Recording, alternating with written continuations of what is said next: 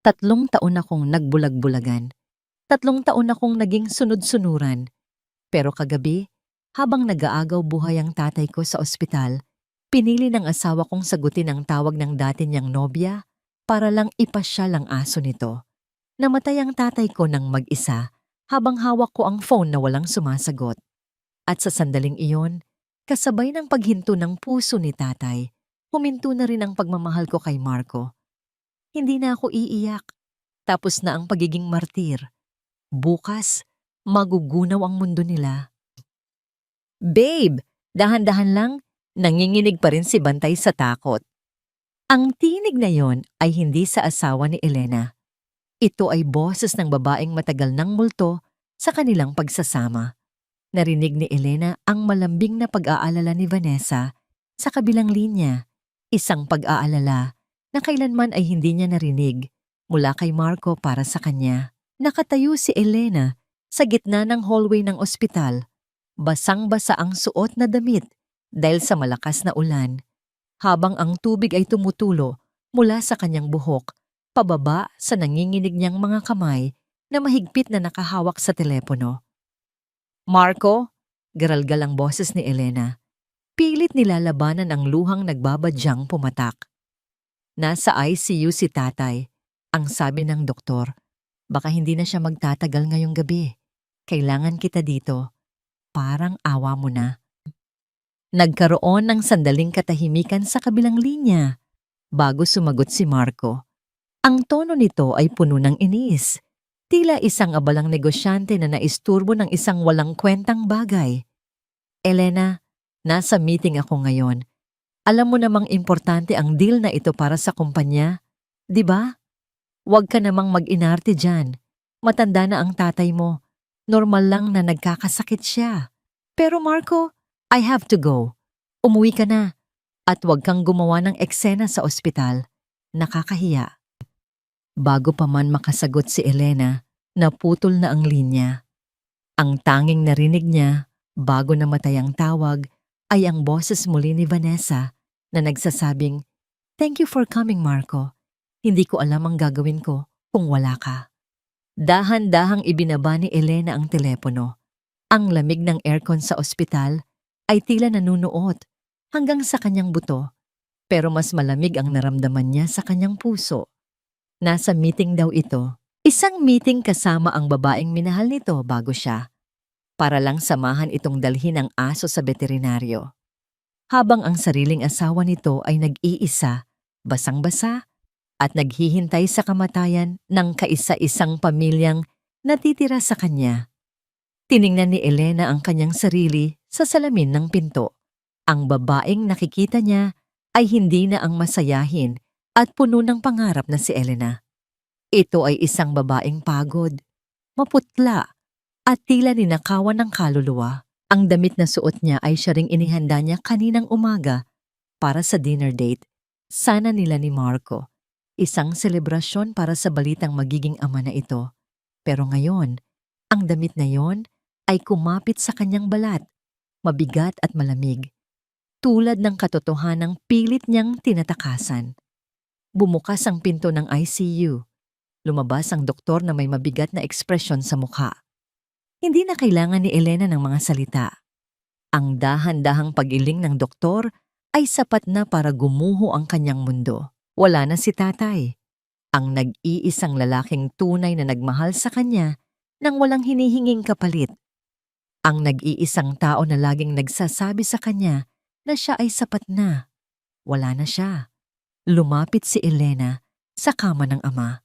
Hinawakan niya ang kamay nito na unti-unti nang nanlalamig. Wala siyang maiyak. Tila naubos na ang lahat ng luha niya sa 3 taong paghihintay kay Marco. May iniabot na puting sobre ang nurse sa kanya. Mahigpit daw itong hawak ng kanyang tatay bago ito malagutan ng hininga. Nanginginig ang mga daliri ni Elena habang binubuksan ang selyadong papel. Sa loob nito ay hindi pera, kundi isang lumang titulo ng lupa sa Tagaytay at isang maikling liham na isinulat sa nanginginig na penmanship ng kanyang ama. "Anak, kapag napagod ka na sa pagiging matapang para sa iba, umuwi ka na. May tahanan kang naghihintay sa'yo. Mahal na mahal kita. Ang mga salitang iyon ay parang patalim na bumaon sa dibdib ni Elena. Alam ng ama niya. Alam nito ang paghihirap niya. Ang bawat gabing pagluha niya ng palihim, kahit wala siyang sinasabi. Napuno ang kanyang dibdib ng isang sigaw na hindi makalabas sa kanyang lalamunan. Gusto niyang magwala. Gusto niyang sumbatan ng mundo. Pero walang boses na lumabas. Sa halip na boses, naramdaman niya ang isang matinding sakit. Hindi sa puso, kundi sa kanyang sinapupunan. Biglang nanlabo ang paningin ni Elena. Ang malamig na sahig ng ospital ay tila umikot. Napahawak siya sa gilid ng kama ng kanyang ama, pero hindi kinaya ng kanyang mga tuhod ang bigat ng kanyang katawan at ng kanyang nararamdaman. Napaluhod siya sa sahig. Isang matalas na kirot ang tumarak sa kanyang puson. Mas masakit pa sa anumang pisikal na sugat na naranasan niya. Napatingin siya sa ibaba. Sa kanyang basang palda, may unti-unting kumakalat na matingkad na pula. Ang sanggol. Ang sorpresang sasabihin sana niya kay Marco bukas. Ang kaisa-isang liwanag na inaasahan niyang sasalba sa kanilang pagsasama. Tulong. Ang mahinang bulong ni Elena, pero parang ang layo ng kanyang boses. Agad na nagtakbuhan ang mga nurse palapit sa kanya.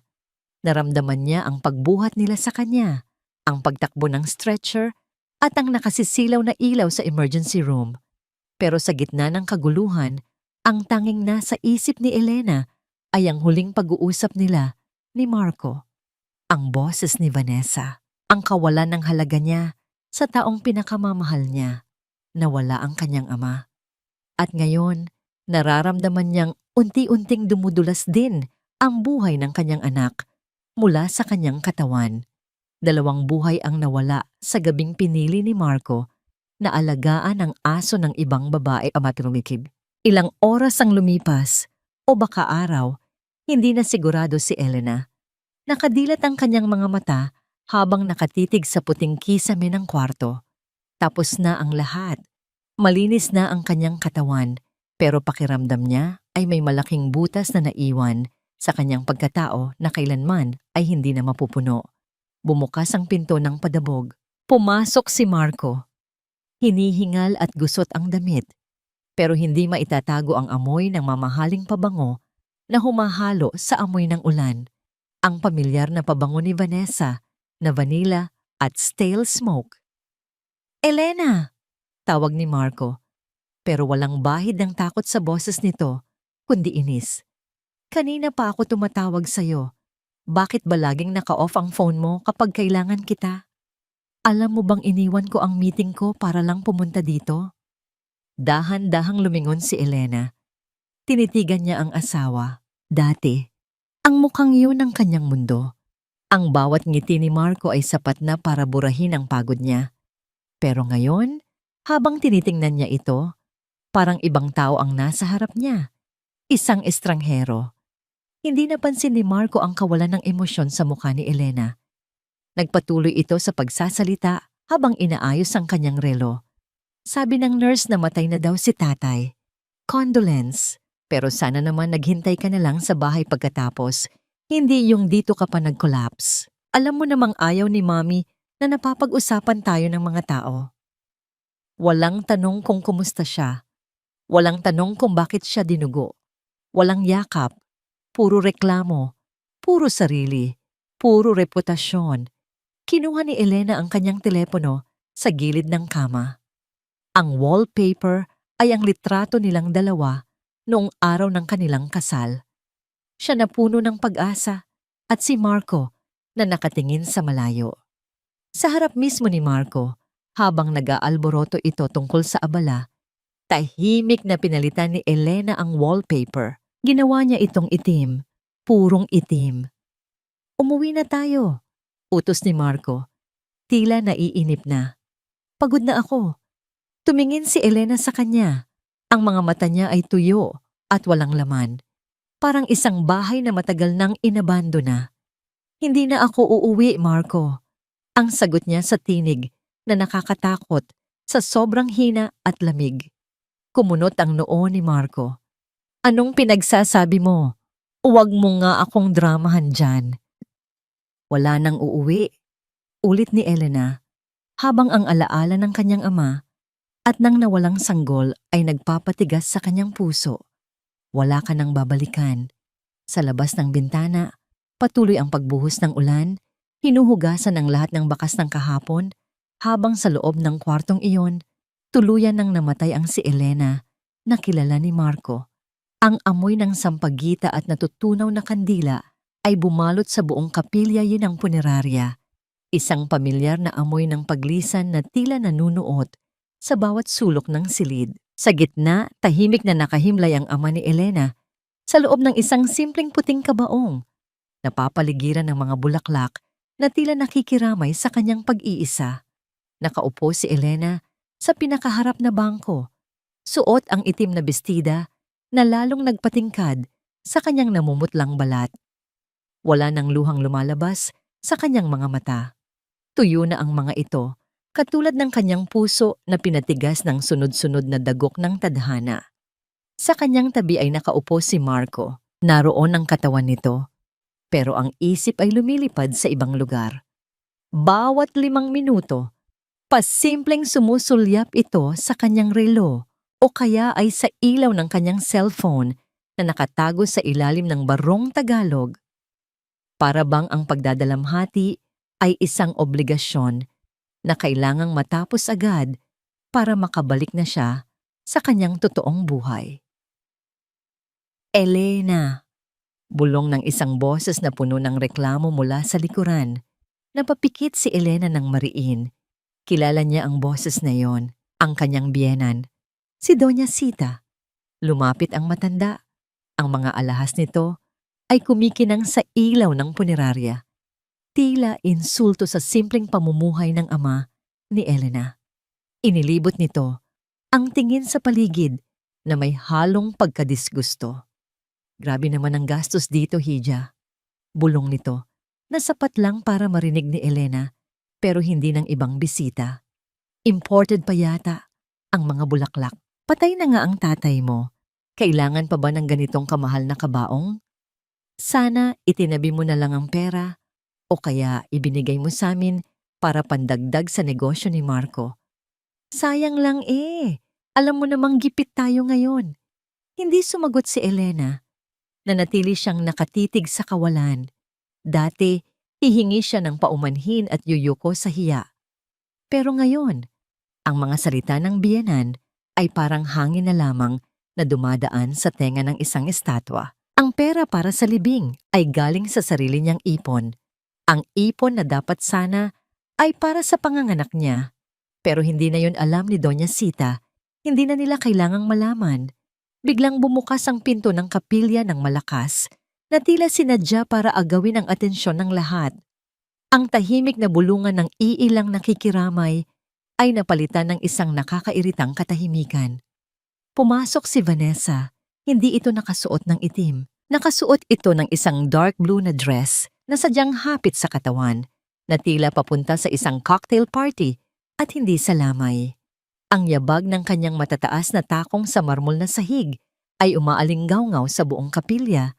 Bawat hakbang ay humihingi ng atensyon.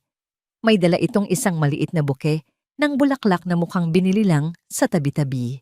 Naramdaman ni Elena ang pag-uyog ng bangko nang mabilis na tumayo si Marco para salubungin si Vanessa. Vanessa, bati ni Marco. Ang boses ay may halong pag-aalala na hindi niya ipinakita kay Elena buong gabi. Bakit ka pa pumunta? Sabi ko magpahinga ka na lang. I have to be here for you, Marco. At para kay Elna. Sagot ni Vanessa ng malakas, sapat para marinig ng mga tao. Lumapit ito kay Elena at humawak sa braso nito ng mahigpit, tila isang ahas na pumupulupot. Condolence, Elena.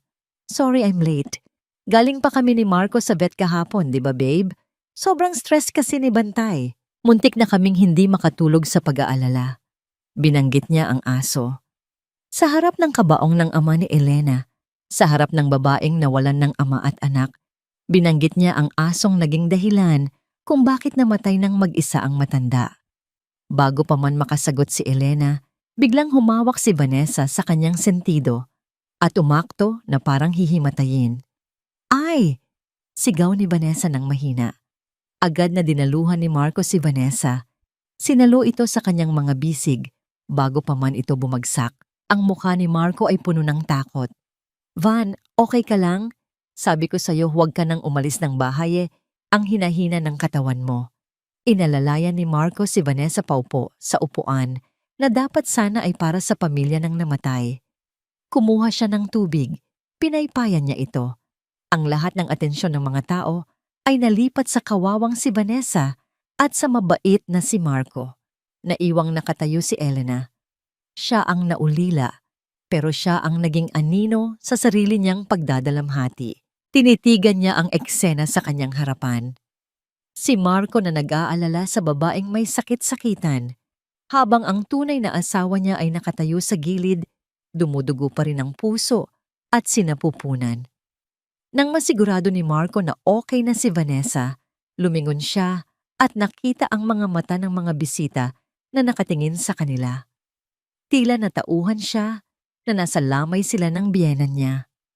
Tumayo siya, inayos ang barong at lumapit kay Elena para akbayan ito, para ipakita sa lahat na siya ay mabuting asawa. Elena, bulong ni Marco habang pilit na ipinapatong ang kamay sa balikat ng asawa. Umupo ka na rin. Huwag ka nang tumayo dyan. Sa unang pagkakataon sa 3 taon, gumalaw si Elena hindi para sumunod, kundi para tumanggi. Dahan-dahan pero may diin. Hinawakan ni Elena ang kamay ni Marco na nasa balikat niya at tinanggal ito. Hindi niya ito itinapon ng padabog. Inalis niya ito na parang nagpagpag lang siya ng dumi o alikabok sa kanyang damit. Isang bagay na hindi kailangan. Isang bagay na nandidiri siyang dumikit sa kanya. Natigilan si Marco. Nanlaki ang mga mata nito sa gulat. Ang masunuring si Elena, ang martir na si Elena, ay tumanggi sa kanya sa harap ng maraming tao. Tumalikod si Elena at naglakad palayo sa kanila, papunta sa madilim na sulok ng kapilya kung saan naroon ang dispenser ng kape. Kailangan niya ng hangin. Masisikip ang dibdib niya sa amoy ng kasinungalingan. Habang nakatayo siya doon, naramdaman niya ang isang pamilyar na presensya. Si Nanay Loring, ang matandang mayordoma ng pamilya ni Marco. Ang tanging tao sa bahay na yon na nagtrato sa kanya bilang tao. Hija, garalgal na bulong ni Nanay Loring. Lumingon si Elena at nakita ang luha sa mga mata ng matanda. May inilabas itong isang gusot na papel mula sa bulsa ng kanyang duster. Nanay Loring, bakit po kayo nandito? Tumakas lang ako sandali habang abala si Doña Sita sa pakikipag-usap sa mga amiga niya. Mabilis na sabi ng matanda. Nanginginig ang mga kamay. Inabot niya ang papel kay Elena. Alam kong masakit na ang pinagdadaanan mo, pero kailangan mong makita ito. Nakita ko ito sa basurahan sa kwarto ni Sir Marco kanina. Pinunit-punit na, pero binuo ko ulit. Tinanggap ni Elena ang papel. Ito ay isang medical result mula sa isang pribadong ospital. Nakapangalan kay Vanessa. Ang petsa ay noong nakaraang linggo lang. Binasa ni Elena ang nakasulat. Ang bawat letra ay parang kidlat na tumatama sa kanyang isip. Patient name, Vanessa Go. Diagnosis, normal ovulation. No signs of ovarian cyst or any reproductive inconsistency. Patient is in perfect health. 3 taon. 3 taon na sinasabi ni Vanessa na may sakit siya sa matris na naging dahilan kung bakit lagi siyang kailangang samahan ni Marco sa check-up. Sinasabi niyang nawalan siya ng anak noon dahil sa stress kaya kailangan siyang ingatan. Lahat iyon ay kasinungalingan. Wala siyang sakit. Walang krisis. Ang tanging sakit niya ay ang kanyang maitim na budhi. At si Marco, alam ba niya? O nagbulag-bulagan din siya? Piniga ni Elena ang papel sa kanyang kamay hanggang sa madurog ito. Tumingin siya sa kinaroroonan nila Marco at Vanessa. Nakita niyang tumatawa ng mahina si Vanessa habang may ibinubulong kay Marco at si Marco ay nakangiti. Isang ngiting hindi niya ibinigay kay Elena kahit noong buhay pa ang ama nito. Sa sandaling iyon, ang huling hibla ng pagmamahal at respeto na natitira kay Elena ay naputol. Ang apoy ng galit ay nagsimulang sumiklab sa kanyang dibdib. Hindi na ito mapipigilan ng kahit anong ulan. Tapos na ang lamay. Oras na para ilibing hindi lang ang kanyang ama, kundi pati na rin ang kanyang pagiging asawa. Pag-auwi nila, galing sa libing, sinalubong sila ng katahimikan ng malaking bahay. Walang imik na pumasok si Marco sa kwarto para magpalit ng damit, habang si Elena ay dumiretso sa kusina. Hindi siya nagpahinga. Sa halip, kinuha niya ang apron na nakasabit sa likod ng pinto. Ang apron na may bordang best wife na regalo pa ni Marco noong unang taon nila. Isinuot niya ito kahit alam niyang ito na ang huling beses na gagamitin niya ito. Sinimulan niyang ihanda ang paborito ni Marco. Sinigang na baboy. Dahan-dahan niyang hiniwa ang mga kamatis. Ang bawat hiwa ay pulido, kalmado. Inihulog niya ang mga ito sa kumukulong tubig. Ang asim ng sampalok ay humalo sa hangin. Isang pamilyar na amoy na dati ay nagpapangiti kay Marco pagka-uwi galing trabaho. Pero ngayon, ang asim na yon ay tila sumasalamin sa pait na nararamdaman ni Elena. Niluto niya ito ng may pagmamahal. Hindi ang pagmamahal ng isang asawa na umaasang mahalin pabalik, kundi ang pagmamahal ng isang taong nagpapaalam. Ito ang huling beses na pagsisilbihan niya ang lalaking ito. Ito ang huling beses na masisikmura niyang maging sunod-sunuran. Nang maluto ang ulam, inihain niya ito sa mesa. Mainit pa ang sabaw, umuusok, puno ng gulay at malambot na karne. Inilagay niya ang paboritong kutsara at tinidor ni Marco sa pwesto nito. Pagkatapos, umakyat siya sa kwarto. Nakita niya si Marco na nakahiga sa kama. Nag-i-scroll sa kanyang telepono. Marahil ay ka-text na naman si Vanessa. "Kain na," mahinang sabi ni Elena. Bumangon si Marco ni hindi man lang tumingin sa kanya. "Salamat. Gutom na ako. Nakakapagod ang araw na ito." Bumaba sila at kumain. Ang tunog lang ng kutsara at tinidor na tumatama sa plato ang maririnig sa buong dining area. Pinanood ni Elena si Marco habang humihigop ito ng sabaw. Nakapikit pa ito sa sarap. "Ang sarap, hon," sabi ni Marco. Sa wakas ay ngumiti ito sa kanya. "Ikaw talaga ang may pinakamasarap na timpla ng sinigang. Buti na lang, hindi ka katulad ni Vanessa na hindi marunong magluto." Natigilan si Elena. Binanggit na naman niya ang pangalan ng babaeng yon. Ikinumpara siya, pero sa paraang parang siya ang nanalo. Akala ba ni Marco ay matutuwa siya sa papuring iyon? Na mas magaling siyang katulong kaysa kay Vanessa? Oo nga pala, dagdag ni Marco habang nanginunguya ang karne. "Bukas, paki-withdraw mo naman ako ng cash. Nagpaparinig si Mami na kailangan daw niya ng pambayad sa club membership niya. At saka, daanan mo na rin si Vanessa. Dalhan mo siya ng prutas. Sabi niya, nahihilo pa rin daw siya." Sa ilalim ng mesa, naikuyom ni Elena ang kanyang mga kamao. Ang kukunin niya ay bumaon sa kanyang palad, pero hindi niya ininda ang sakit. "Sige," sagot ni Elena. Isang salita. Walang emosyon. "Good," sabi ni Marco at muling sumubo. "Kaya mahal kita eh. Napakabait mo. Hindi ka mareklamo." Pagkatapos kumain, iniwan ni Marco ang pinagkainan sa mesa, gaya ng nakasanayan, at umakyat na para matulog. Hinugasan ni Elena ang mga plato. Hinugasan niya ang bawat pinggan, bawat baso, hanggang sa kuminang ang mga ito. Pinunasan niya ang mesa. Sinigurado niyang walang kahit anong dumi na maiiwan. Nang matapos ang lahat, umakyat siya sa kwarto. Tulog na si Marco. Rinig na rinig ang mahina nitong hilik. Mahimbing ang tulog ng taong walang konsensya. Binuksan ni Elena ang kanyang closet. Sa likod ng mga nakahanger na damit, naroon ang isang maliit na maleta na kanina pa niya inihanda habang naliligo si Marco bago ang hapunan. Wala siyang dinalang maraming gamit. Ilang piraso lang ng damit at ang litrato ng kanyang ama. Iniwan niya ang lahat ng mamahaling regalo ni Marco. Ang mga bag, sapatos, alahas. Hindi niya kailangan ang mga bagay na binili galing sa pera ng taong pumatay sa kanyang kaluluwa. Lumapit siya sa side table sa tabi ng higaan ni Marco. Dahan-dahan niyang hinubad ang kanyang wedding ring. Mabigat ang singsing, gawa sa puting ginto at may maliit na diamante. Pero nang matanggal ito sa kanyang daliri, naramdaman ni Elena ang isang kakaibang gaan. May naiwang puting marka sa kanyang daliri kung saan nakasuot ang singsing sa loob ng 3 taon. Isang peklat ng kanyang pagiging martir. Ipinatong niya ang singsing sa ibabaw ng mesa. Sa tabi nito, inilapag niya ang isang brown envelope. Sa loob nito ay ang annulment papers na matagal na niyang pinirmahan pero hindi niya maibigay-bigay dahil sa pag-asa. Ngayon, wala na ang pag-asang iyon.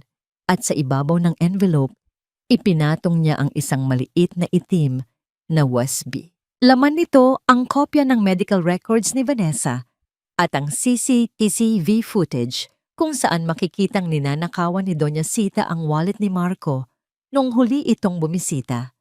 Tinitigan ni Elena si Marco sa huling pagkakataon. Ang mukha nito ay payapa, tila walang ginawang masama. Gusto sana niyang sumigaw. Gusto sana niyang sampalin ito para magising sa katotohanan. Pero napagod na siya. Ang galit niya ay naging abo na lamang. Lumapit siya sa tenga ni Marco. Sa sobrang lapit, naaamoy niya ang hininga nito.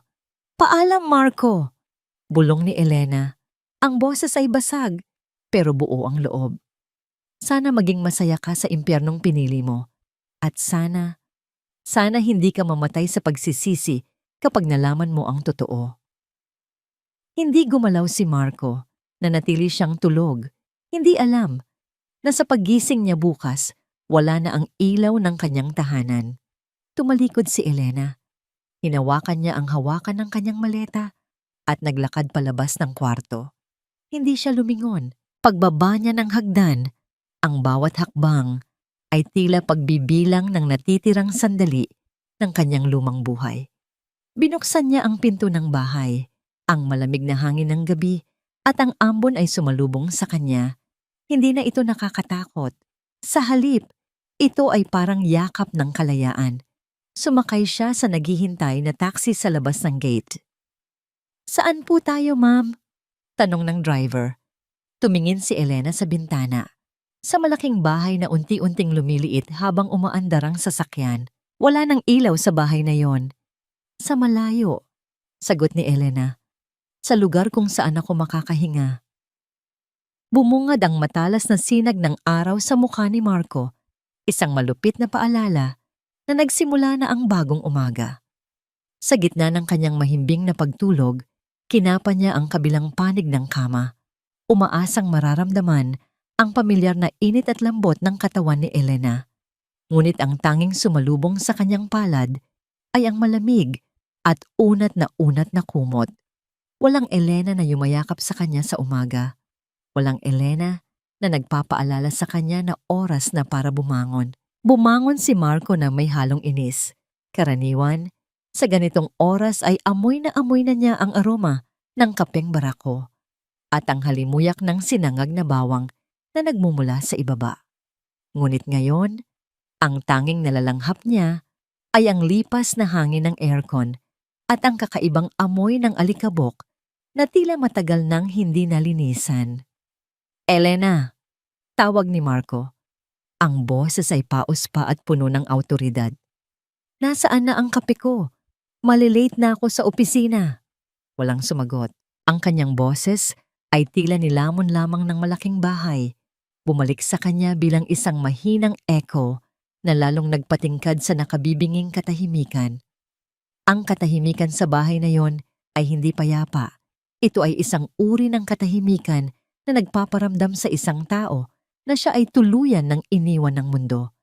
Padabog siyang tumayo, iniisip na marahil ay nasa palengke lang ang asawa o kaya ay nag-iinarte pa rin dahil sa nangyari sa lamay. Sa isip ni Marco, Masyadong emosyonal si Elena at sadyang nagpapahaba lamang ng drama.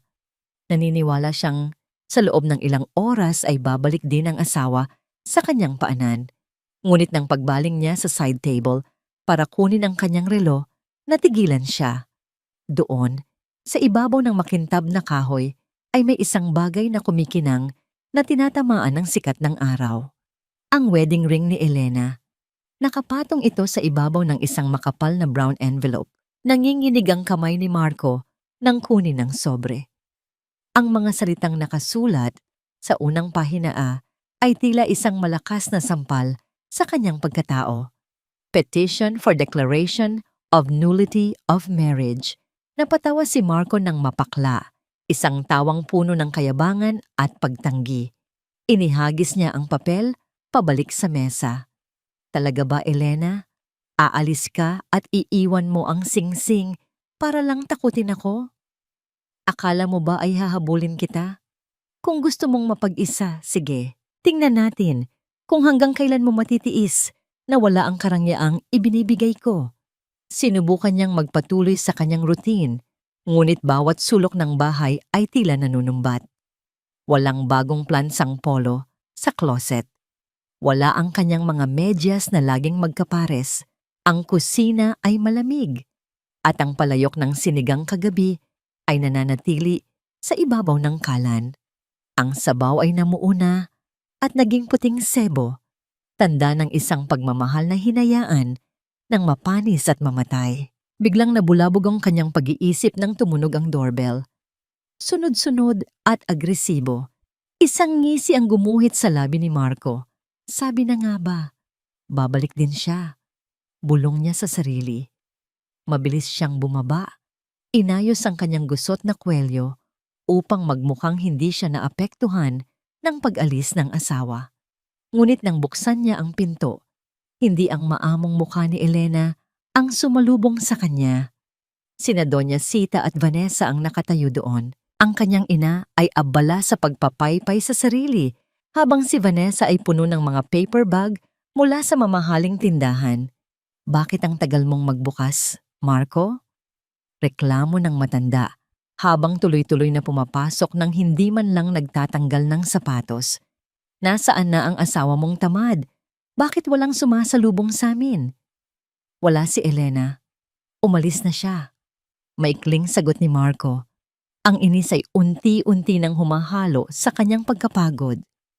Mabuti naman kung ganoon. Tili ni Vanessa habang humahalik sa pisngi ni Marco. Babe, nagugutom na ako. Ipagluto mo naman ako ng pancakes, yung maraming maple syrup, ha? Tumingin si Marco kay Vanessa. Sa kauna-unahang pagkakataon, napansin niya ang kapal ng makeup nito kahit umagang-umaga pa lang. Napansin niya ang tono ng boses nito na tila isang amo na nag-uutos sa utusan. Naglakad si Vanessa sa kusina at agad na nagreklamo nang makita ang panis na sinigang. Marco, bakit may basura dito sa mesa? Napakaburara talaga ng asawa mo, sabi ni Vanessa habang akmang itatapon ng palayok. Huwag mong galawin yan, pasigaw na saway ni Marco. Nagulat ang dalawang babae sa biglang pagtaas ng boses niya. Hindi niya maipaliwanag, pero ang makita si Vanessa na hinahawakan ang huling niluto ni Elena para sa kanya ay tila isang paglapastangan. Tumakas si Marco sa ingay ng dalawa at bumalik sa kanyang study room. Kinuha niya ang maliit na itim na USB na kasama ng mga papeles. Iinurok niya ito sa kanyang laptop.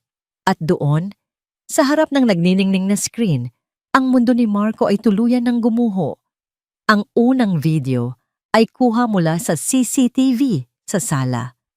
Nakita niya ang kanyang ina, si Doña Sita, na lumingon-lingon sa paligid bago mabilis na binuksan ang wallet ni Marco. Nakita niya ang sariling ina na nagnanakaw ng makapal na bundle ng pera, ang perang pinagbintangan niyang ninakaw ni Elena. Nakita niya kung paano yumuko ang kanyang asawa sa video habang sinisigawan niya ito ng magnanakaw, habang ang tunay na may sala ay nakatayo sa tabi at naghuhugas kamay. Ang pangalawang video ay mas masakit.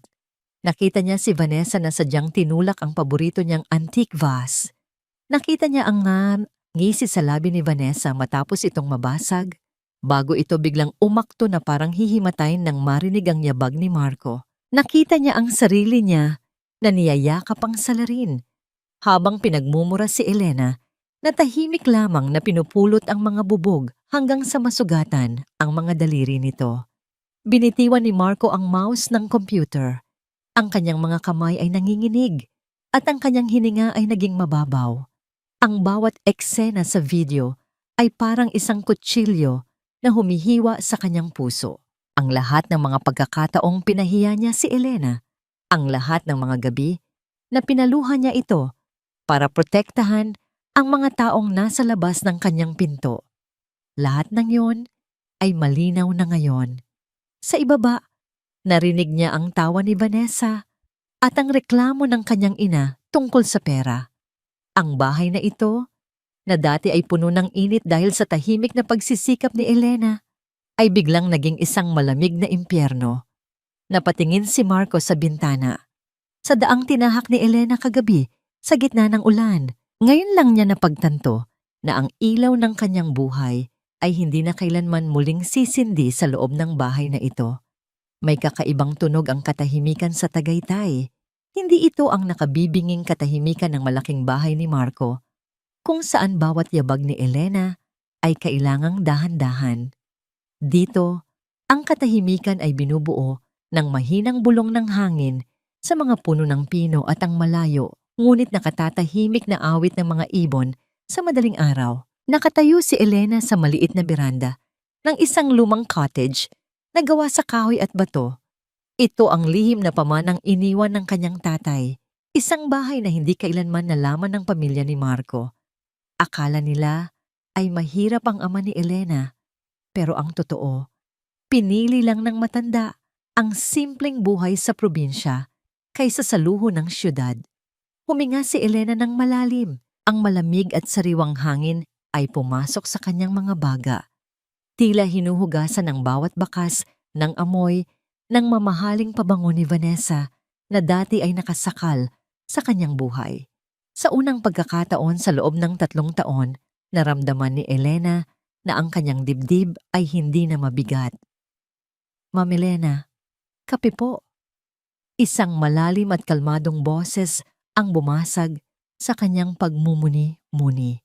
Lumingon si Elena at nakita si Gabriel. Siya ang lalaking tumulong sa kanya na ayusin ang bahay mula nang dumating siya rito noong 1 linggo.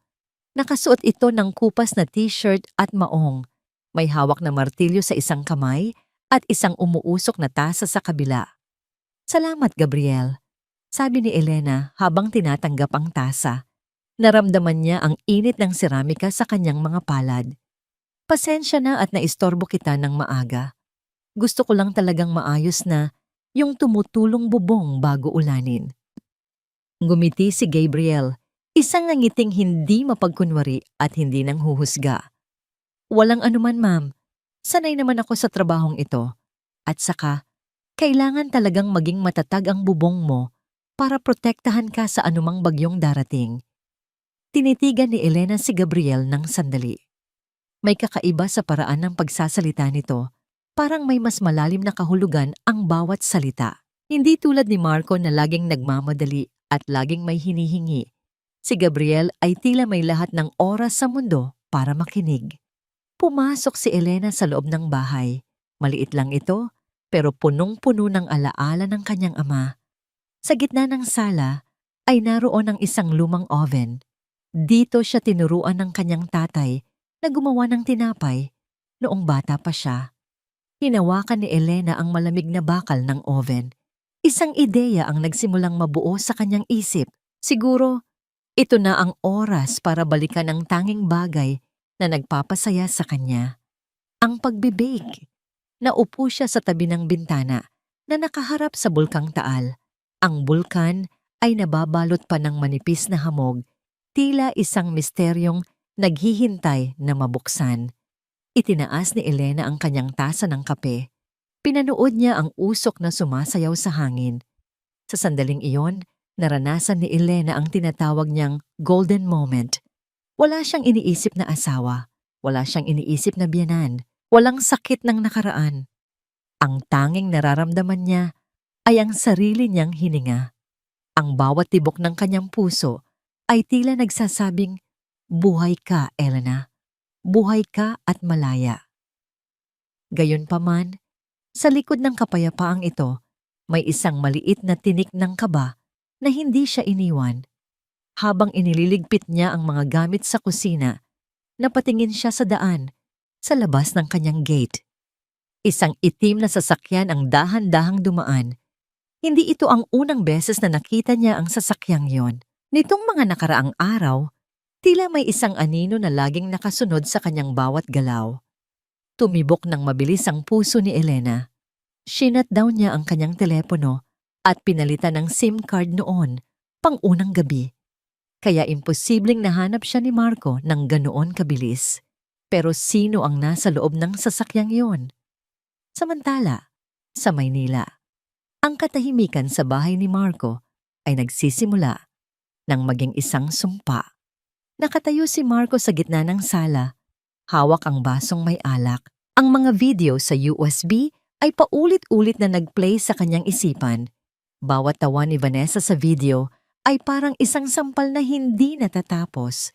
Bawat hikbi ni Elena na hindi niya pinakinggan noon ay parang isang hiyaw na bumabasag sa kanyang pandinig ngayon.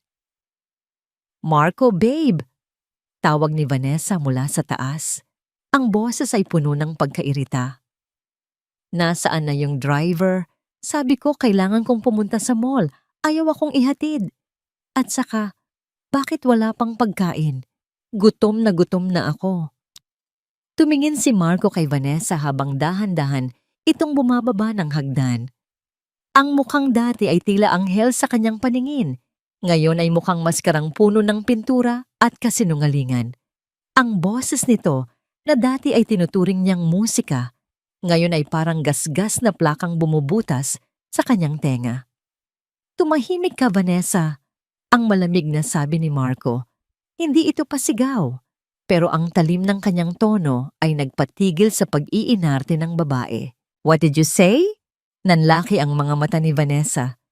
"Babe, gutom lang ako. Kaya siguro mainit ang ulo mo. Sabi ko tumahimik ka."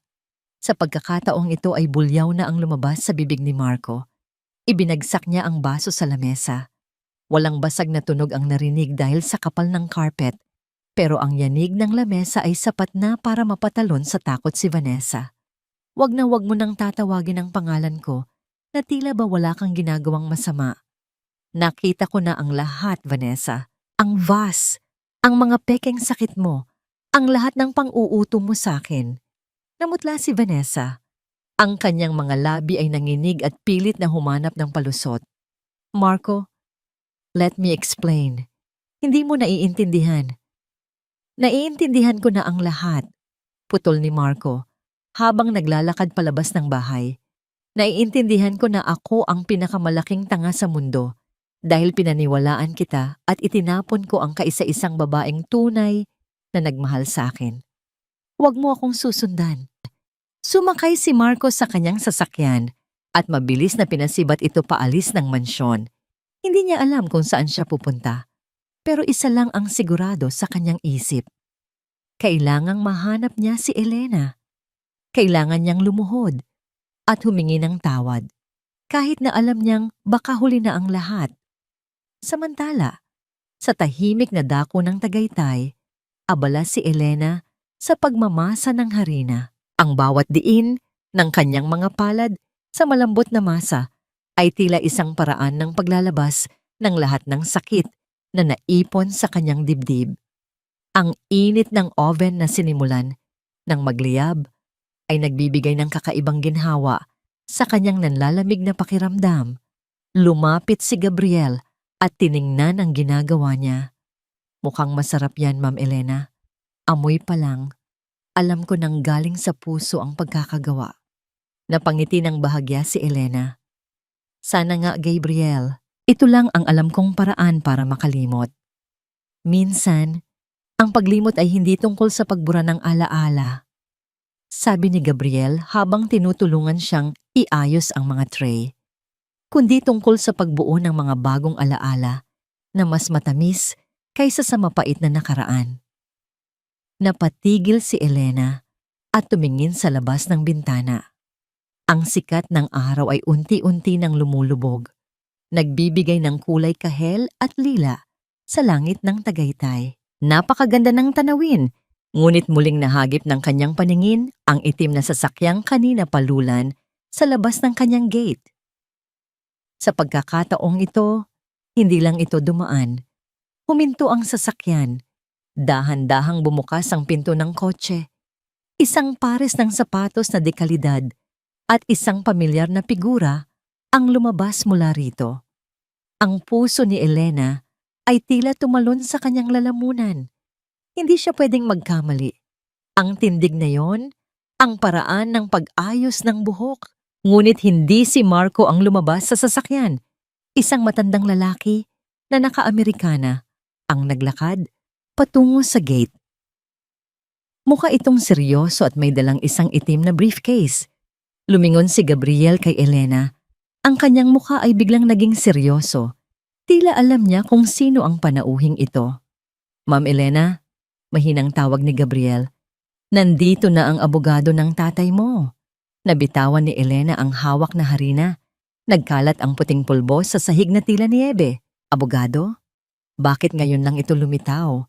At anong katotohanan pa ang hindi niya alam tungkol sa kanyang ama na tila sadyang itinago sa kanya sa loob ng maraming taon? Mula sa paghihiganti ni Marco sa sarili kapayapaan ni Elena sa pagbebake, biglang kaba at misteryo.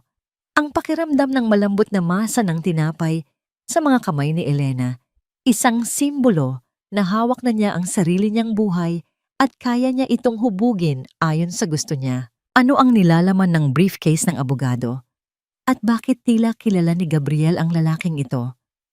Isang puting sobre ang inilabas ng abogado pagpasok niya sa bahay. Elena, hindi lang lupa ang iniwan ng tatay mo. May huling-hiling siya na magbabago sa lahat ng alam mo tungkol sa kasal niyo ni Marco. Hindi sapat ang salitang patawad para dugtungan ang pusong pinunit-punit ng 3 taong panlilinlang, habang ang bawat segundo ay tila bumibigat sa loob ng maliit na cottage sa Tagaytay. Ang tanging maririnig ay ang mahinang pag-ugong ng hangin sa labas at ang malalim na hininga ni Elena. Nakaupo siya sa tapat ng abogadong si Attorney Castro habang si Gabriel ay nananatiling nakatayo sa isang sulok, tila isang aninong nakahandang magbigay ng proteksyon. Inilabas ni Attorney Castro ang mga dokumento mula sa kanyang briefcase. Ang kalansing ng mga metal na lock ng bag ay tila hudyat ng pagbubukas ng isang katotohanang matagal nang nakabaon. Inilapag niya ang isang makapal na papel na may selyo ng bangko at isang kasulatan na may pirma ng ama ni Elena. Elena, panimula ng abogado sa isang seryosong tono, hindi mahirap ang tatay mo. Ang totoo niyan, siya ang nagmamay-ari ng malaking bahagi ng lupain dito sa Tagaytay na kinatatayuan ng ilang mga sikat na resort. Itinago niya ito sa iyo dahil ayaw niyang maging target ka ng mga taong pera lang ang habol. Pero bago siya mamatay, nalaman niya ang lahat. Nalaman niya kung paano katratuhin ang pamilya ni Marco. Nanlaki ang mga mata ni Elena. Ang bawat salita ay tila isang malakas na hampas sa kanyang sistema. Akala niya ay simpleng magsasaka lang ang kanyang ama. Ngunit ang lahat ng pagtitiis nito sa hirap ay para lamang masiguro na ang lalaking pakakasalan ni Elena ay mamahalin siya dahil sa kanyang pagkatao at hindi dahil sa kanyang kayamanan. May isa pa, pagpapatuloy ni Attorney Castro. Ang kumpanya ni Marco, ang pautang na nagligtas sa kanila 3 taon na ang nakalilipas, hindi yun galing sa kung sinong investor. Galing iyon sa tatay mo, sa pamamagitan ng isang dummy corporation. Ang kondisyon niya noon ay simple, protektahan at mahalin ka ni Marco. Ngayong wala na ang tatay mo at napatunayan nating nilabag ni Marco ang kasunduan, Sa pamamagitan ng pagtataksil at pang-aabuso, may kapangyarihan kang bawiin ang lahat.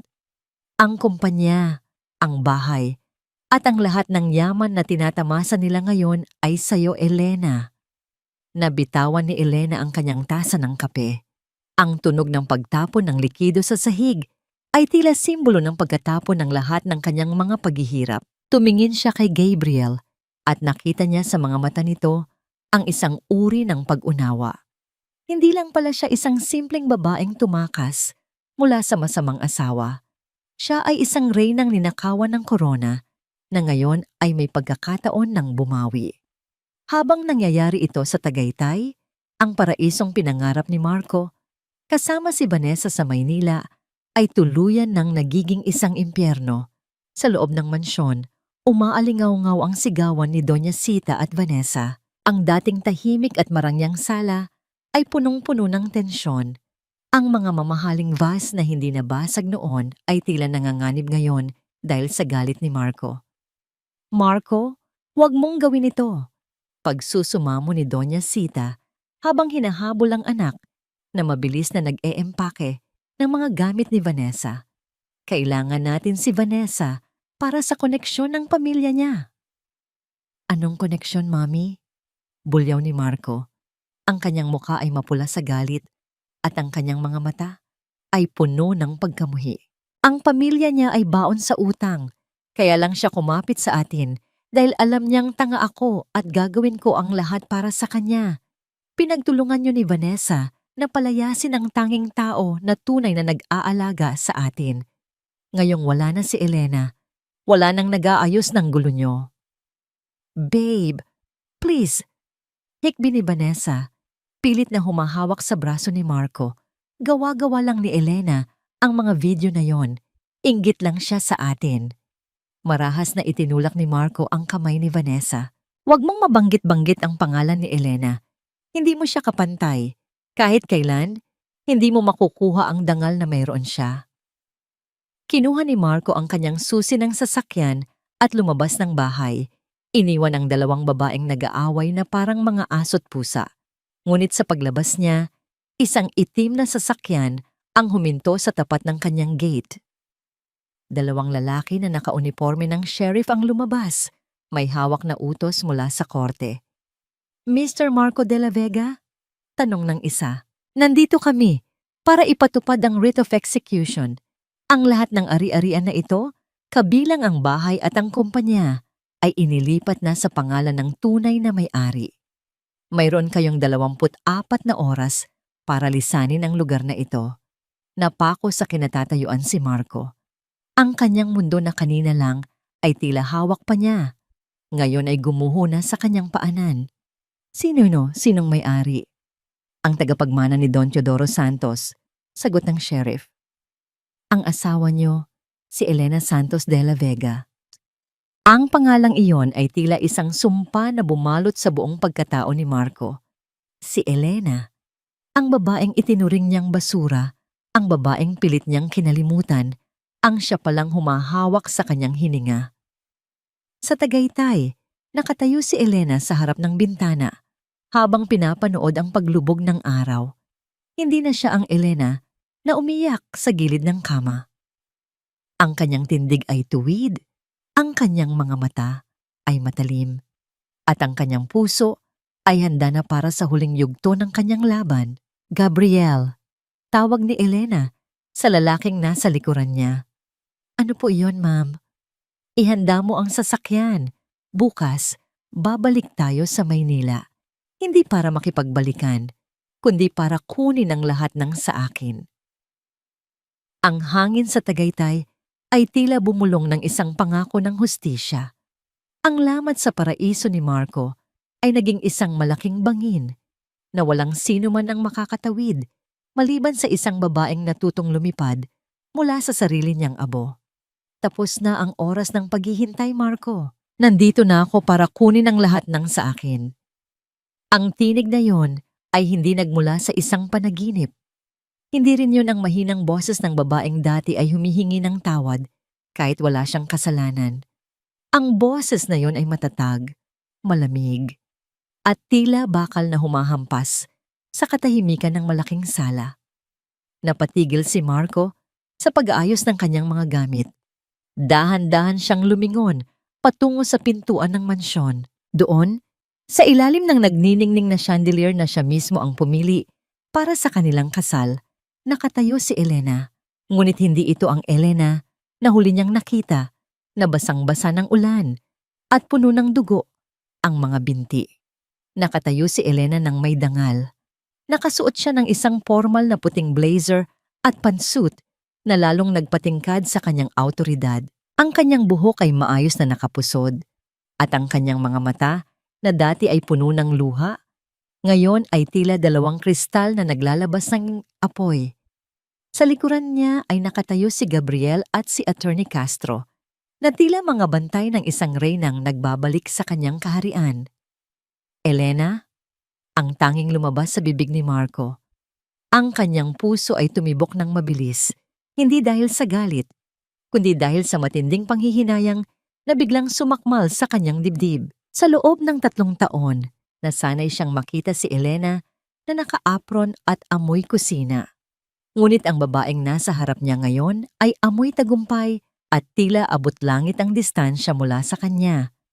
Anong ginagawa ng babaeng ito rito? Ang matinis na sigaw ni Doña Sita habang pababa ng hagdan, kasunod si Vanessa na namumula ang mga mata sa kaiiyak. Marco, palayasin mo ang hampas lupang yan. Hindi siya pwedeng tumuntong sa bahay ko. Dahan-dahang lumingon si Elena sa kanyang dating biyenan. Ang isang maliit na ngiti ay gumuhit sa kanyang mga labi. Isang ngiting hindi umabot sa kanyang mga mata. Bahay niyo, Doña Sita? Mukhang hindi niyo binasa ng maayos ang dokumentong iniwan ng mga sheriff kanina. Naglakad si Elena patungo sa gitna ng sala.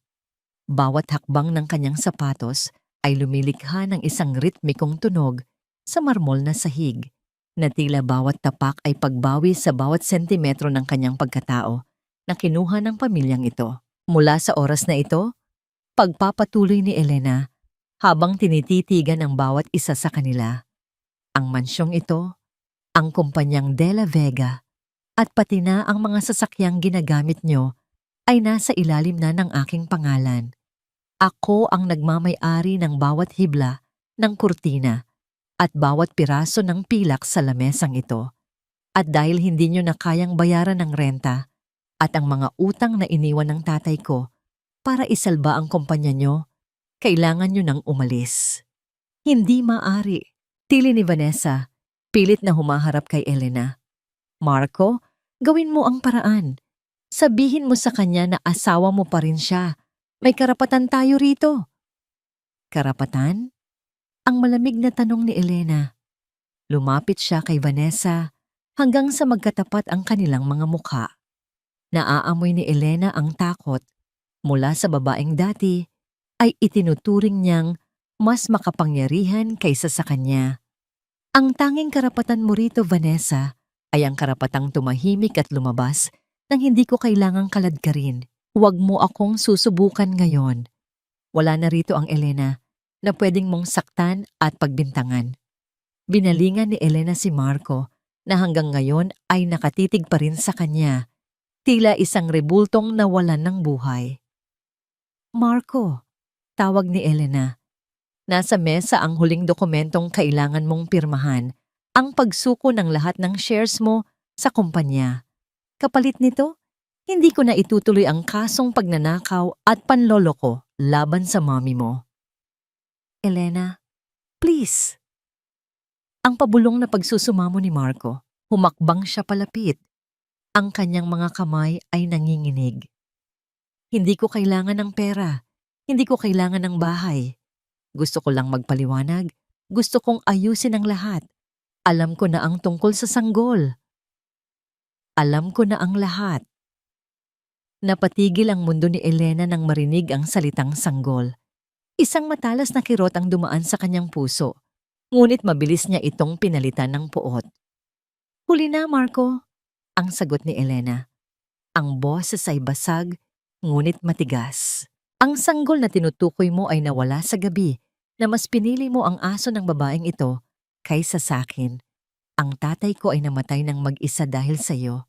Huwag mong gamitin ang sakit ko para humingi ng awa dahil wala ka nang makukuha sa akin kundi ang katotohanang ikaw mismo ang pumatay sa pamilyang pangarap ko. Kinuha ni Elena ang fountain pen mula sa kanyang bag at inilapag ito sa tapat ni Marco. Pirmanan mo ito at hayaan mo akong mamabuhay nang wala ka. Iyan na lang ang kaisa-isang bagay na magagawa mo para sa akin. Sa labas, ang langit ay nagsimulang magdilim, nagbababadya ng isang malakas na ulan. Sa loob ng sala, ang tensyon ay tila isang tali na unti-unting napuputol. Pinanood ni Elena ang panginginig ng kamay ni Marco habang hawak ang panulat. Alam niya, ito na ang huling hininga ng kanyang nakaraan. Ngunit bago pa man maidikit ni Marco ang panulat sa papel, isang malakas na kalabog ang narinig mula sa pinto. Pumasok ang isa pang tauhan ni Attorney Castro. May dalang isang lumang cassette tape at isang litrato na kupas na. Ma'am Elena, may nakita po kami sa tagong vault ng tatay niyo sa bangko. May kinalaman po ito sa tatay ni Marco at sa dahilan kung bakit talaga sila nagpakasal. Tumingin si Elena sa litrato. Ang kanyang mga mata ay nanlaki. Ang lihim na iniisip niyang alam na niya ay tila dulo lamang ng isang mas malalim at mas madilim na katotohanan na nag-uugnay sa kanilang mga pamilya. Isang katotohanang maaaring magpabago muli sa kanyang nararamdaman para sa lalaking nasa harap niya. Paano kung ang kasal nila ay hindi lang isang pagkakamali, kundi isang bahagi ng isang mas malaking pagbabayad ng utang na hindi niya kailanman inakala? Hindi lang pala ako ang naging alipin sa bahay na ito, pati ang buhay ko. Isinangla na bago pa man ako isilang. Ang bulong na ito ni Elena ay tila isang malamig na hangin na nagpatahimik sa lahat. Kinuha niya ang kupas na litrato mula sa kamay ng tauhan ni Attorney Castro. Sa litrato, makikita ang kanyang tatay na si Teodoro at ang tatay ni Marco na si Roberto. Magkayakap sila, nakangiti, ngunit sa likod nila ay ang nasusunog na gusali ng unang warehouse ng pamilya Santos. Nanginginig ang mga kamay ni Elena habang inilalagay ni Attorney Castro ang lumang cassette tape sa player. Ang tunog ng pag-ikot ng tape ay maririnig sa buong sala. Bago ang isang basag at mahinang boses, ang boses ni Roberto de la Vega ay pumuno sa silid. Teodoro, patawarin mo ako, ang sabi sa tape. Ako ang nagsunog ng warehouse. Ako ang nagnakaw ng puhunan mo para isalba ang sarili kong pangalan. Pero dahil sa kabutihan mo, hindi mo ako ipinakulong. Ang kapalit ay ang pangako na ang anak mong si Elena ay papasok sa pamilya ko para makuha niya ang lahat ng nararapat sa kanya. Ang kasal nila ni Marco ay hindi lang pag-iisa ng dalawang tao, kundi ang paraan ko para ibalik ang lahat ng kinuha ko sa'yo. Katahimikan. Isang nakabibinging katahimikan ang bumalot sa mansyon. Dahan-dahang lumingon si Elena kay Doña Sita. Ang matanda ay tila naging isang rebulto ng asin, maputla at hindi makatingin ng diretso. Ngayon ay malinaw na ang lahat. Alam ni Doña Sita ang lihim na ito. Kaya pala ganun na lamang ang galit nito kay Elena.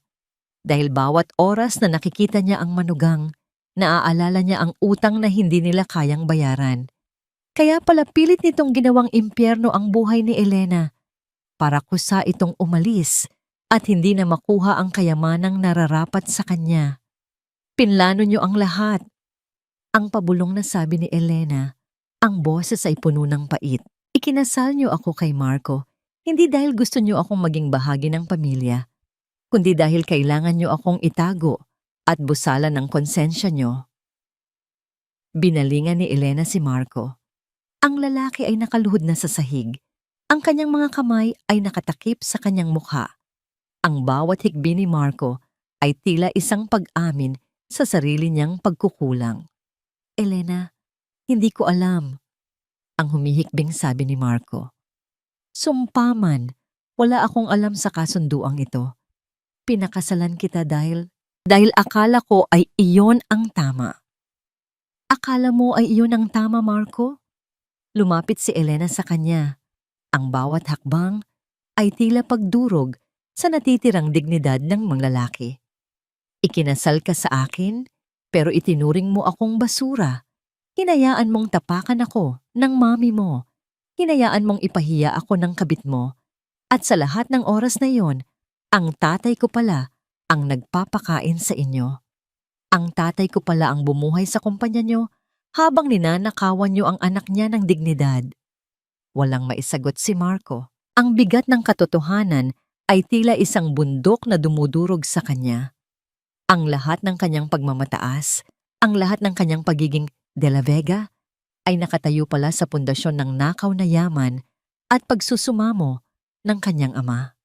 Ngayon, Marco, pagpapatuloy ni Elena habang itinataas ang fountain pen. Pirmanan mo na ito. Tapusin na natin ang sumpa ng mga magulang natin. Ayaw ko nang maging bahagi ng pamilyang magnanakaw. Nanginginig ang kamay ni Marco habang kinukuha ang panulat. Nilagdaan niya ang mga papeles nang hindi man lang tinitignan ang nilalaman. Wala na siyang pakialam sa shares. Wala na siyang pakialam sa mansyon. Ang tanging nararamdaman niya ay ang matinding sugat sa kanyang puso na alam niyang kailanman ay hindi na maghihilom. Pagkatapos mapirmahan ang lahat, tumayo si Elena. Lumingon siya kay Gabriel na kanina pa tahimik na nagmamasid. Gabriel, kunin mo ang mga gamit.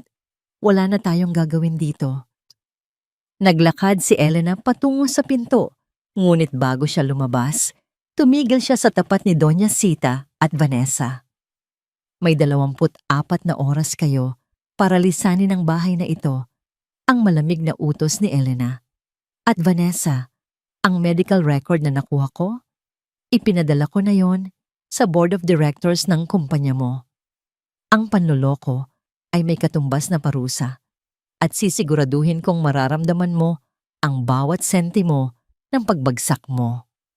Lumabas si Elena ng mansyon. Ang ulan ay nagsimula ng pumatak ng malakas, tila hinuhugasan ang bansa ng kanyang nakaraan.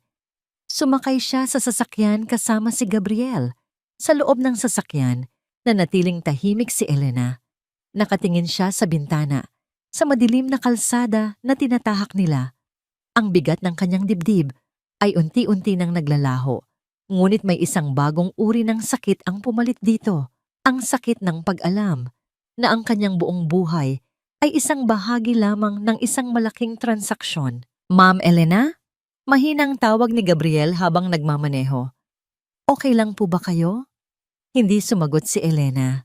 Sa halip dahan-dahan niyang ipinatong ang kanyang ulo sa balikat ni Gabriel. Ang init ng katawan ng lalaki ay nagbigay sa kanya ng isang uri ng proteksyon na hindi niya naramdaman kay Marco sa loob ng 3 taon. Gabriel, bulong ni Elena. Dalhin mo ako sa dagat. Gusto kong makarinig ng alon. Gusto kong makalimot. Samantala, sa loob ng mansyon, naiwang mag-isa si Marco sa gitna ng dilim. Ang mga ilaw ay sadyang pinatay ng mga tauhan ni Elena. Habang nakaupo siya sa sahig, narinig niya ang mabilis na yabag ng mga paa patungo sa labas. Iniwan na siya ni Vanessa. Iniwan na siya ng kanyang mami para magligtas ng sariling balat. Tumayo si Marco, tila isang bangkay na naglalakad. Kinuha niya ang susi ng kanyang sasakyan. Ang tanging nasa isip niya ay ang huling tingin ni Elena sa kanya. Ang tingin na puno ng awa at pagkadiri. Hindi niya kayang mabuhay ng ganoon. Mabilis niyang pinasibat ang sasakyan sa gitna ng malakas na ulan. Ang bilis ng takbo niya ay hindi na makontrol.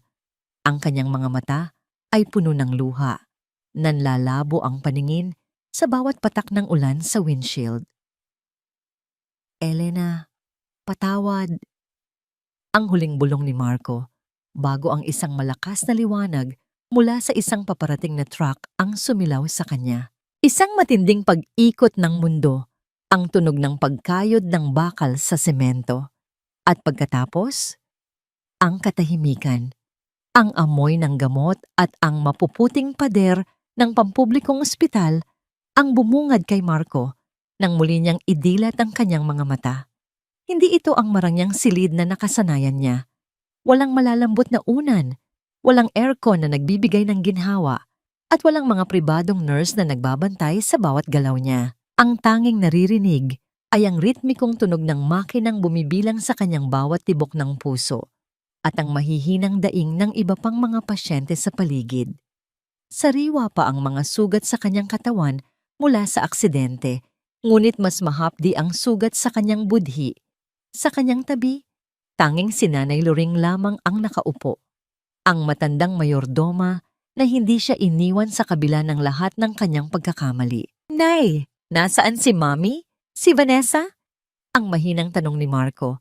Ang boses ay basag dahil sa tuyong lalamunan. Umiwas ng tingin si Nanay Loring bago dahan-dahang hinaplos ang kamay ni Marco. Ang mami mo, Marco, ay tumuloy muna sa kapatid niya sa probinsya pagkatapos makuha ang huling pera sa vault. Si Vanessa naman, narinig kong umalis na patungong ibang bansa kasama ang isang mayamang negosyante. Wala silang iniwang mensahe para sa'yo. Isang mapait na tawa ang kumawala sa mga labi ni Marco. Ito na ang kabayaran. Noong siya ang nasa itaas, tinalikuran niya ang tunay na nagmamahal sa kanya para sa mga taong ang tanging hangad ay ang kanyang yaman. Ngayong wala na siyang maibibigay, iniwan siya ng mga ito sa gitna ng dusa. Deserve ko ito, Nay, bulong ni Marco habang nakatingin sa kisame. Pinili ko ang dilim, kaya ngayon ay nilamon ako nito. Ilang linggo ang lumipas. Ang paggaling ni Marco ay mabagal at masakit. Bawat hakbang niya gamit ang saklay ay tila isang parusa. Ngunit tinanggap niya ito ng walang reklamo. Ibinenta niya ang kanyang huling mga natitirang kagamitan, ang kanyang mamahaling relo, ang kanyang mga sapatos, at ang huling piraso ng kanyang kayabangan para bayaran ang mga utang at ang mga benepisyong nararapat para sa mga empleyadong nawalan ng trabaho dahil sa pagbagsak ng kumpanya. Habang nangyayari ito, sa pampang ng Batangas, unti-unting bumubuo ng bagong mundo si Elena. Kasama si Gabriel, natagpuan niya ang katahimikan sa pakikinig sa hampas ng alon sa dalampasigan. Ang kulay ng kanyang balat ay naging masigla sa ilalim ng sikat ng araw at ang kanyang mga tawa ay muling narinig. Mga tawang hindi napilit, kundi galing sa pusong nagsisimula ng maghilom. Nagtayo si Elena ng isang maliit na panaderya sa tabi ng dagat. Ang bawat tinapay na kanyang ginagawa ay amoy ng bagong simula. Ang mga bata sa baryo ay laging naghihintay sa kanyang mainit na pandesal tuwing umaga. Sa mga sandaling iyon, nakikita ni Gabriel ang tunay na Elena. Isang reynang hindi kailangan ng trono dahil sapat na ang kanyang kabutihan para igalang ng lahat. Ngunit isang umaga, isang liham ang dumating sa pintuan ni Elena. Walang pangalan ang nagpadala. Tanging isang maliit na tuyong bulaklak ng sampagita ang nasa loob. Binasa ni Elena ang nakasulat. Hindi ito humihingi ng balikan. Hindi rin ito nagsusumamo ng pagmamahal. Ang sulat ay puno ng mga detalye ng mga transaksyong ibinalik sa kanyang pangalan, ang mga dokumento ng mga lupang ninakaw noon ng mga De La Vega na ngayon ay maayos na nailipat sa kanya at isang maikling mensahe. Elena, hindi sapat ang buhay ko para bayaran ang lahat ng kinuha ko sa iyo. Pero hanggat humihinga ako, sisiguraduhin kong maibabalik ko ang bawat piraso ng dangal mo na dinumihan ko. Huwag kang mag-alala. Hindi ako magpapakita sa iyo. Hindi ko na gustong madumihan pa ng anino ko ang liwanag na nahanap mo. Gusto ko lang malaman mo na sa unang pagkakataon, natuto na akong makakita. Napatitig si Elena sa sampagita. Naalala niya ang lamay ng kanyang ama, ang amoy ng mga bulaklak at ang lahat ng pait. Dahan-dahan niyang itinupi ang liham at inilagay ito sa loob ng isang kahon. Hindi niya ito itinapon, ngunit hindi rin niya ito binuksan muli. Samantala, sa isang maliit na construction site sa labas ng Maynila, isang lalaking naka-hard hat at may pilat sa muka ang masigasig na nagbubuhat ng mga semento. Si Marco, ang dating CEO na hindi madumihan ang mga kamay, ngayon ay nagtatrabaho bilang isang ordinaryong obrero. Ang bawat patak ng kanyang pawis ay tila isang alay ng pagsisisi. Gabi-gabi, bago matulog sa kanyang maliit na kwartong inuupahan, tinitignan ni Marco ang isang luma at lukot na litrato ni Elena. Hindi niya ito hinahalikan, hindi niya ito kinakausap. Tinitignan niya lang ito para ipaalala sa sarili kung ano ang sinayang niya at kung bakit kailangan niyang magpakabuti. Isang hapon, nakatanggap si Marco ng balita mula kay Nanay Loring. Ang panaderya ni Elena sa Batangas ay unti-unti nang nakikilala, ngunit may isang malaking kumpanya na nagtatangkang kunin ang lupaing kinalalagyan nito para gawing resort. Hindi nagatubili si Marco. Kinuha niya ang kanyang mga huling ipon, naglakbay patungo sa opisina ng mga taong nagbabalak na sumira sa katahimikan ni Elena. Hindi siya pumunta roon bilang isang makapangyarihang De La Vega, kundi bilang isang taong handang ibigay ang lahat para sa proteksyon ng babaeng minsan niyang sinaktan. "Anong pangalan mo?" tanong ng may-ari ng resort nang makaharap si Marco. "Hindi na mahalaga ang pangalan ko," ang sagot ni Marco. Ang kanyang mga mata ay matapang at walang takot. "Nandito ako para sabihin sa inyo na hinding-hindi niyo makukuha ang lupang iyon. At kung kailangang dumanas ako ng hirap para lang pigilan kayo, gagawin ko." Nang gabing iyon, habang nakaupo si Elena sa dalampasigan, naramdaman niya ang isang pamilyar na pakiramdam. Ang hangin ay tila nagdadala ng amoy ng isang pagsisisi na galing sa malayo. Lumingon siya sa dilim ng kalsada at nakita ang anino ng isang lalaking nakatayo sa ilalim ng puno ng niyog. Ang lalaki ay nakatingin sa kanya mula sa malayo, hindi lumalapit. Tila kontento na sa pagmamasid sa kanyang kaligtasan. "Marco?" Ang bulong ni Elena sa hangin. Ang anino ay dahan-dahang tumalikod at naglakad palayo, nawala sa gitna ng kadiliman. Walang salitang binitawan, walang pagtatangkang lumapit. Ang tanging naiwan ay ang tunog ng alon at ang katahimikan ng isang pusong natutong magparaya. Nagsisimula pa lamang sumilip ang unang sinag ng araw sa dalampasigan ng Batangas, ngunit ang amoy ng bagong lutong tinapay ay nanunuot na sa malamig na hangin. Sa loob ng panaderyang pinangalanan niyang Ang Bagong Bukas, abala si Elena sa pag-aayos ng mga basket. Ang bawat galaw niya ay may ritmong nagmumula sa katahimikan ng kanyang isip. Wala na ang mga gabing puno ng pangamba. Ang tanging naririnig niya ngayon ay ang mahinahong bulong ng dagat. Ngunit ang katahimikang ito ay biglang nabulabog nang huminto ang isang mamahaling sasakyan sa tapat ng kanyang tindahan. Bumaba ang tatlong lalaking naka-Amerikana. Ang kanilang mga mukha ay tila mga pader na walang emosyon. Sila ang mga kinatawan ng kumpanyang nagtatangkang bumili sa lupain ni Elena. "Mrs. De La Vega," ang tawag ng isa sa kanila. Pilit na ginagamit ang apelyidong matagal na niyang binitawan. "Nandito kami para sa huling alok. Huwag mo nang hintayin na dumaan pa tayo sa korte. Hindi mo kakayanin ang kapangyarihan ng kumpanya namin." Lalabas sana si Gabriel mula sa kusina para ipagtanggol si Elena, ngunit bago pa siya makahakbang, isang boses mula sa labas ang pumigil sa lahat. "Hindi niyo kailangang dumaan sa korte dahil wala kayong legal na basehan para kunin ang lupang ito." Dahan-dahang lumingon si Elena. Sa tapat ng gate, nakatayo ang isang lalaking halos hindi niya nakilala. Ang kanyang balat ay naging sunog sa araw. Ang kanyang katawan ay naging mas matipuno mula sa mabibigat na trabaho at may isang malalim na pilat na humahati sa kanyang kaliwang kilay. Nakasuot siya ng isang lumang maong at t-shirt na puno ng alikabok ng semento. Si Marco. Naglakad si Marco patungo sa kanila. Ang bawat hakbang niya ay walang bakas ng dating kayabangan. Ito ay hakbang ng isang lalaking alam ang bigat ng bawat sentimong kinikita niya. Inabot niya ang isang makapal na folder sa mga lalaking naka-Amerikana. Iyan ang mga dokumento mula sa Land Registration Authority. Ang sabi ni Marco sa isang boses na malalim at puno ng paninindigan.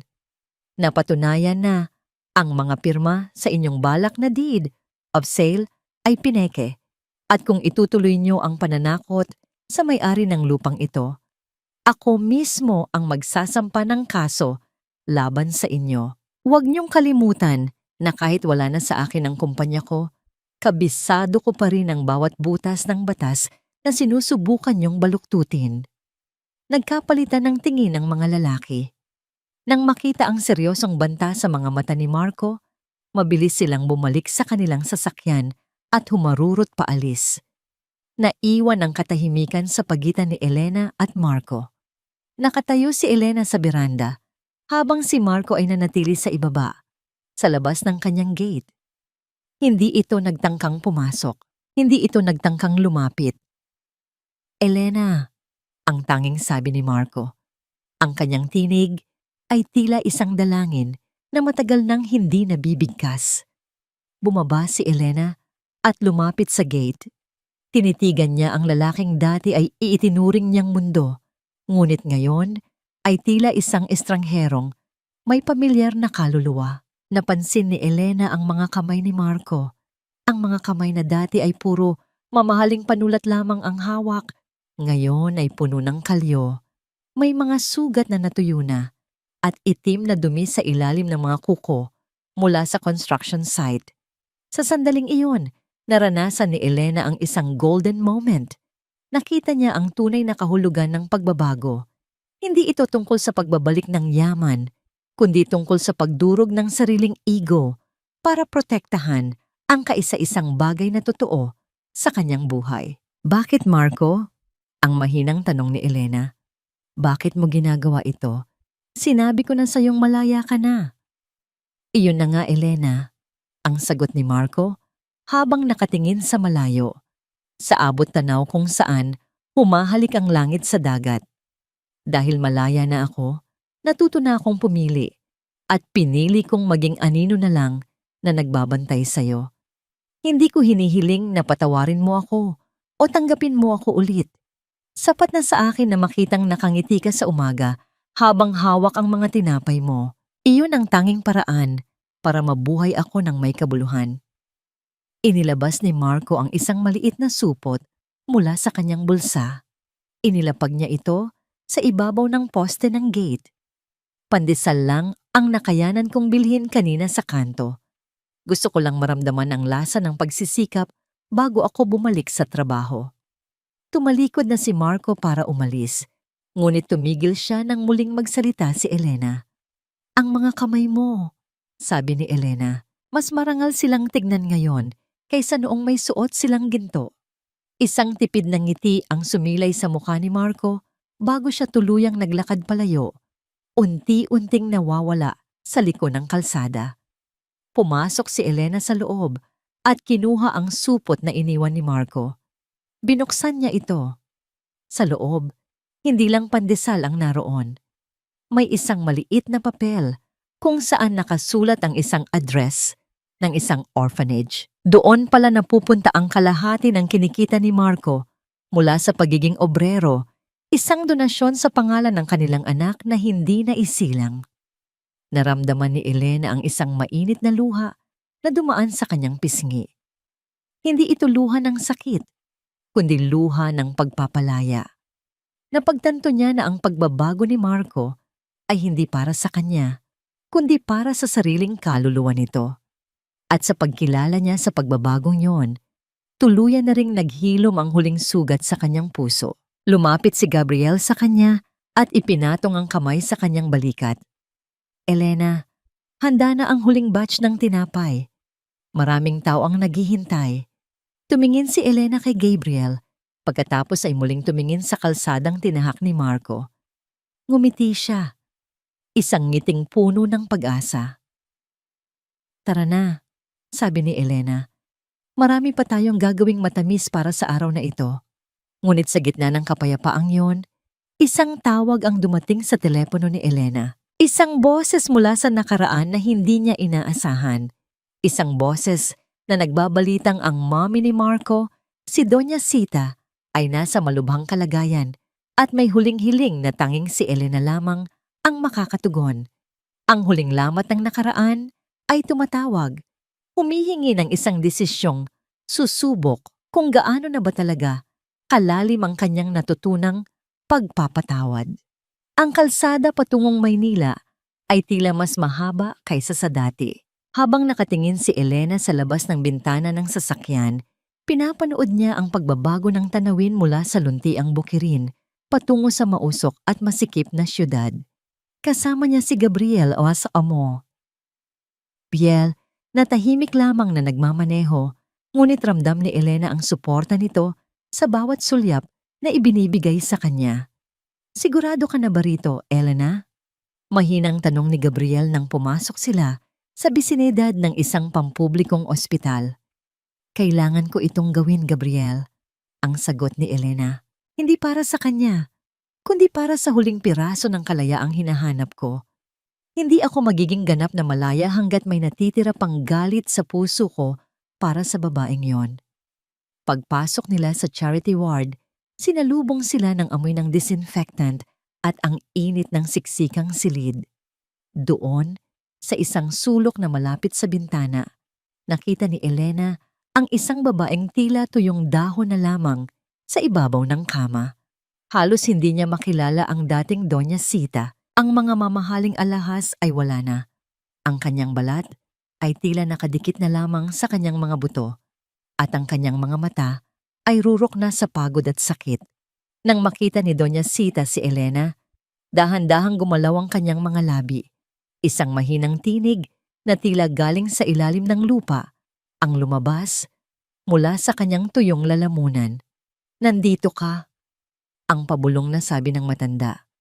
Akala ko, hindi ka na darating. Lumapit si Elena sa tabi ng kama. Tinitigan niya ang babaeng dati ay itinuring siyang basura. Ang babaeng naging mitya ng pagkawasak ng kanyang pamilya. Nakaramdam si Elena ng isang kakaibang kirot. Hindi galit, kundi matinding awa. Ang karma ay hindi laging dumarating sa paraang madugo.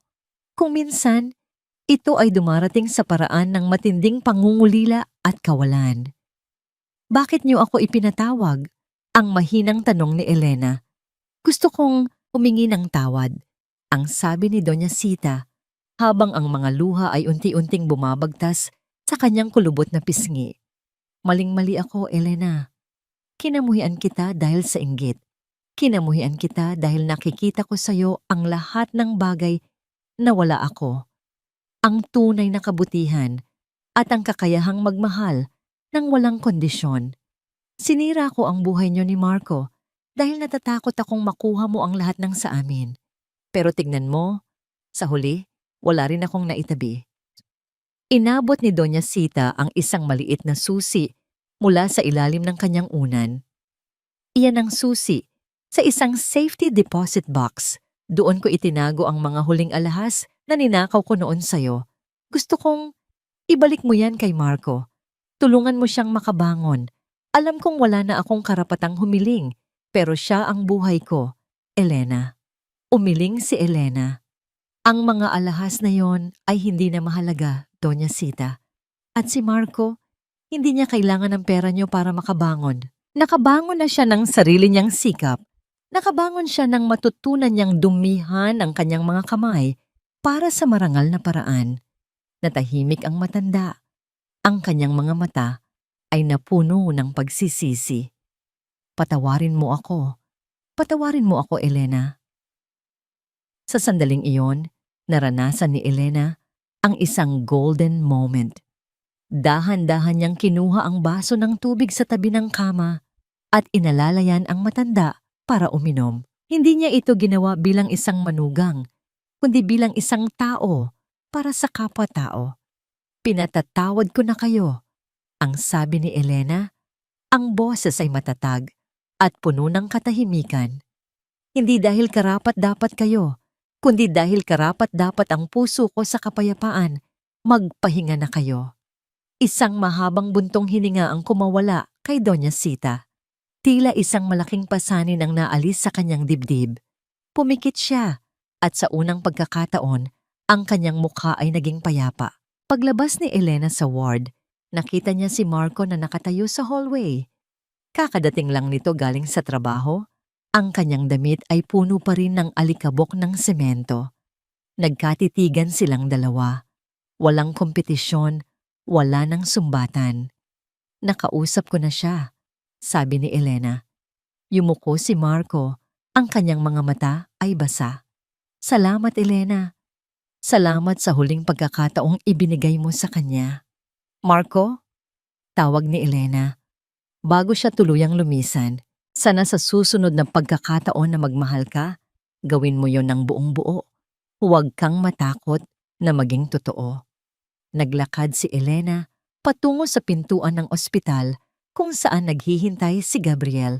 Hindi siya lumingon sa likod.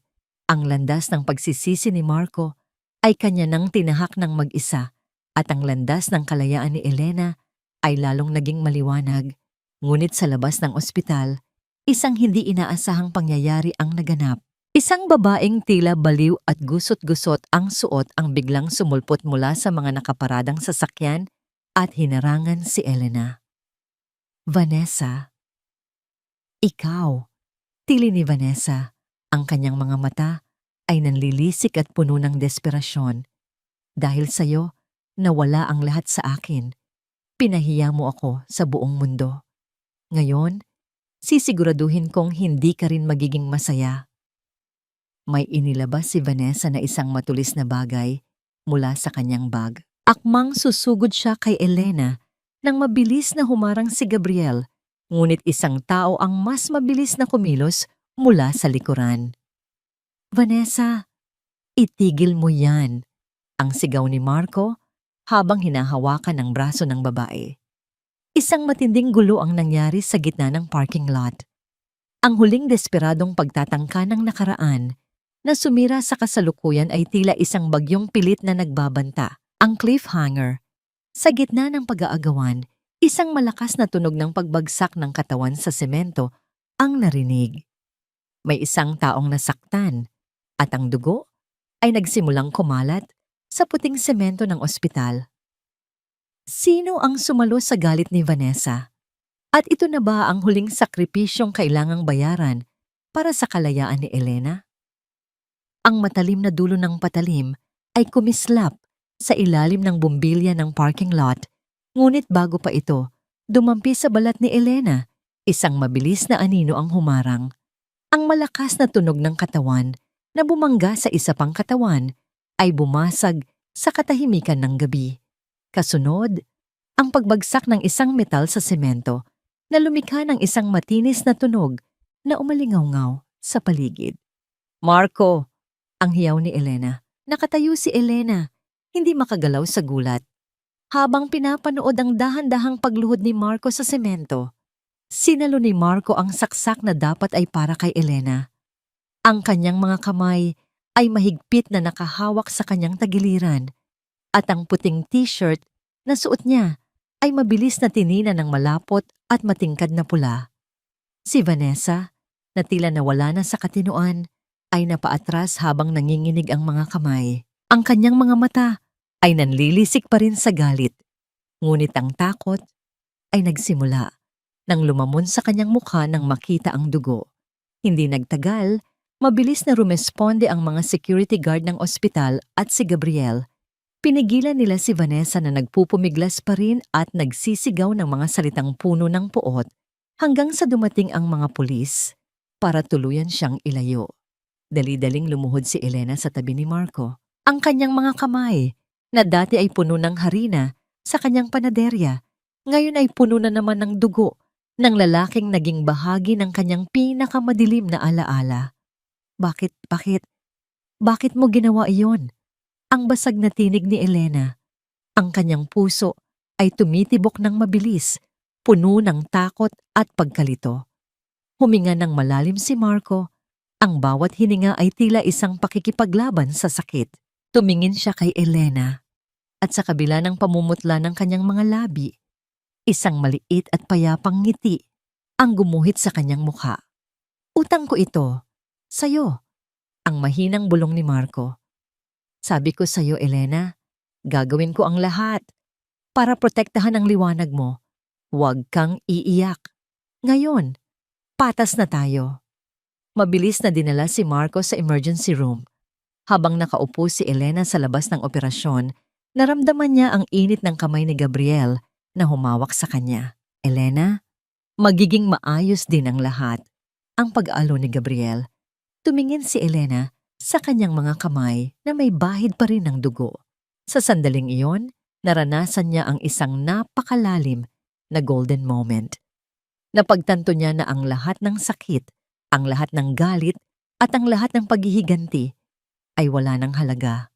Ang tanging natitira ay ang katotohanang ang bawat tao ay may pagkakataong magbago at ang pagpapatawad ay hindi para sa taong nagkasala, kundi para sa kalayaan ng taong nasaktan. Ilang oras ang lumipas, lumabas ang doktor at ibinalitang ligtas na si Marco.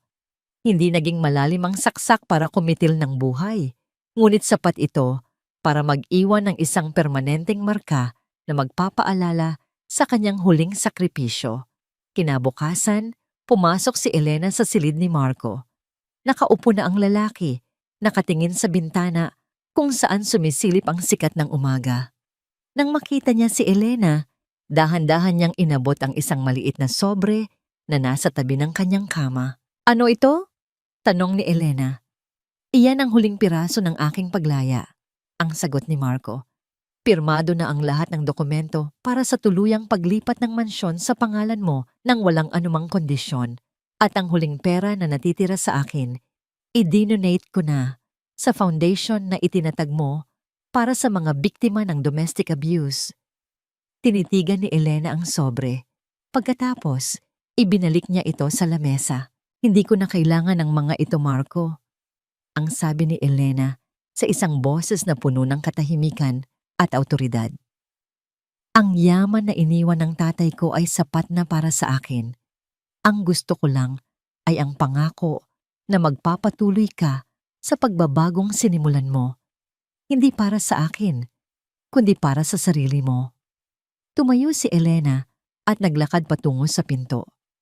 Tumigil siya ng sandali at lumingon.